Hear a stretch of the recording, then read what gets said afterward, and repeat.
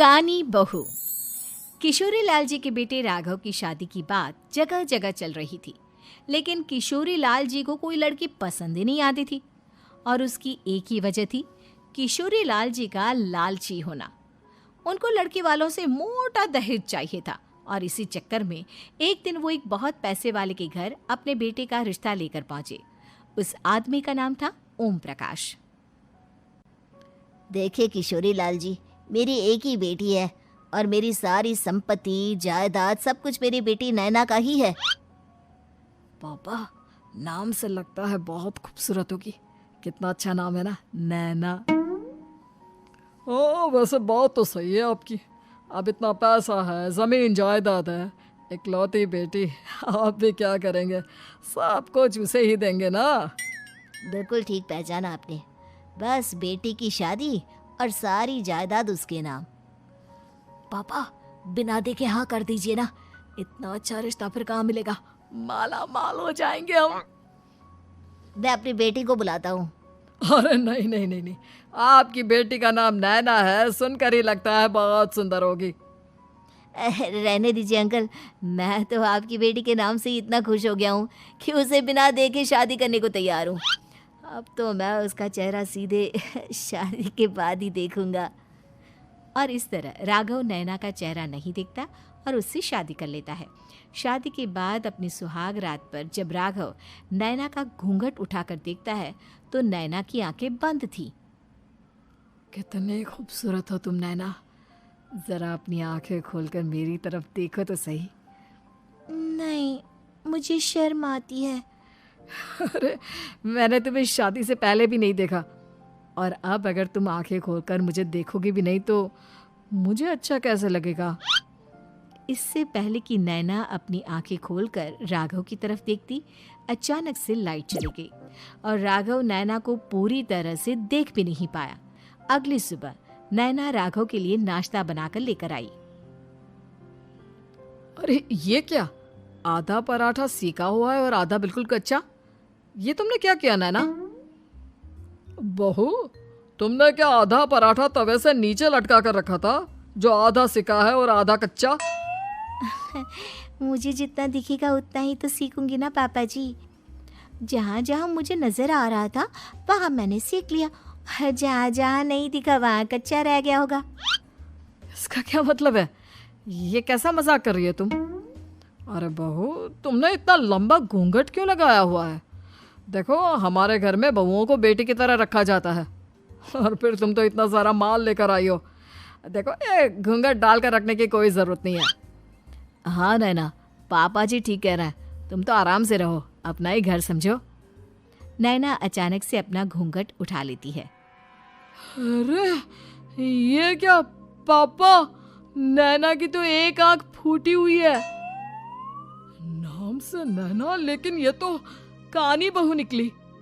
मेरे साथ धोखा हुआ है, धोखा।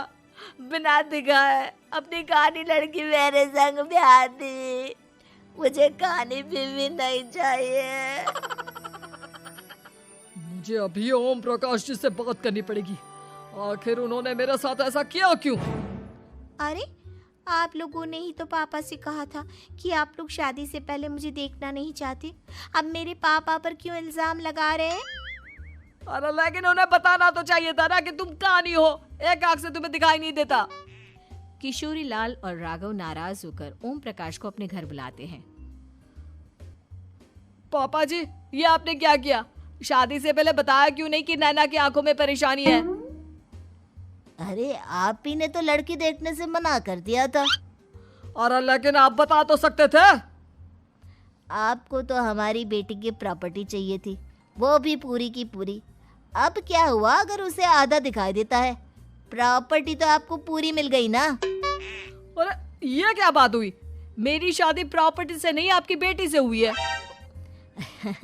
अब ये तो पहले सोचना चाहिए था, तब तो मेरी प्रॉपर्टी देखकर तुम्हारी जुबान लप लपा रही थी।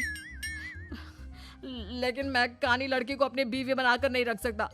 पापा, कुछ करिए ना आप। हाँ, करता हूँ। देखिए ओम प्रकाश जी, आप हमारे साथ ऐसा नहीं कर सकते।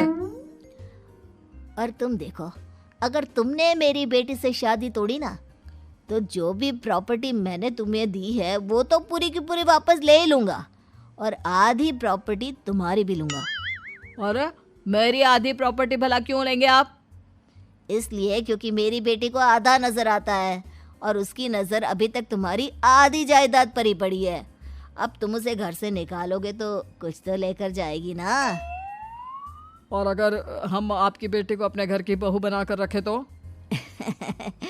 तो तुम्हारी पूरी प्रॉपर्टी तुम्हारी ही रहेगी, और जो मैंने तुम्हें दिया है ना, उसमें से बस मैं आधा लेकर जाऊंगा। अरे लेकिन अब आप अपनी दी हुई प्रॉपर्टी में से आधी वापस क्यों लेकर जाएंगे? अगर मैं आपकी बेटी को अपनी पत्नी बनाकर रखने को तैयार हूं तो? इसलिए ताकि भविष्य में अगर तुम मेरी बेटी को धोखा दो तो उसके पास कुछ तो रहे जो पति का हो। वैसे मेरे पास तो बहुत कुछ है, लेकिन अपने पति की कोई निशानी तो उसके पास होनी चाहिए ना। अब अगर तुमने मेरी बेटी को कानी कहा तो तुम्हें प्रॉपर्टी भी कानी ही मिलेगी, पूरी नहीं। जमाए राजा। किशोरी लाल और राघव समझ चुके थे कि वो बुरी तरह फंस चुके हैं और अब उनके पास वहां से निकलने का कोई चारा नहीं है। अब समझ में आया ना, लालच बुरी बला होती है। एक तो तुम्हें प्रॉपर्टी मिली, ऊपर से बीवी मिली, उसमें तुम्हें नखरे भी दिखाने हैं। आए बड़े, चुपचाप बैठो दोनों। कुछ दिनों के बाद नैना राघव की कार लेकर बाजार घूमने निकलती है और जब कार लेकर वापस आती है, ये क्या? एक तरफ से मेरी गाड़ी पूरी खराब हो चुकी है। लगता है तुमने मेरी गाड़ी को किसी दूसरी गाड़ी के साथ एक्सीडेंट किया है। अरे अरे कितना बड़ा नुकसान कर दिया तुमने बहू। वो क्या है ना पापा जी, मुझे एक आंख से दिखाई नहीं दे रहा था, सामने से गाड़ी आ रही थी। मुझे तो सिर्फ आधा ही दिखाई दिया और वो गाड़ी मेरी कार से रगड़ते हुए निकल गई। अब मैं क्या करूं बताओ? आप इसे ठीक कराने के पैसे कौन देगा? तुम्हारे पापा। तुमने मुझसे इस तरह से बात की? अभी रुको। नैना राघव की शिकायत ओम प्रकाश को कर देती है। देखो राघव, अब जो मेरी आधी प्रॉपर्टी तुम्हारे पास थी ना, उसमें से आधी और मैं लेकर जाऊंगा, क्योंकि तुमने मेरी बेटी को डांटा। अरे नहीं नहीं पापा जी, गलती हो गई, माफ कर दो।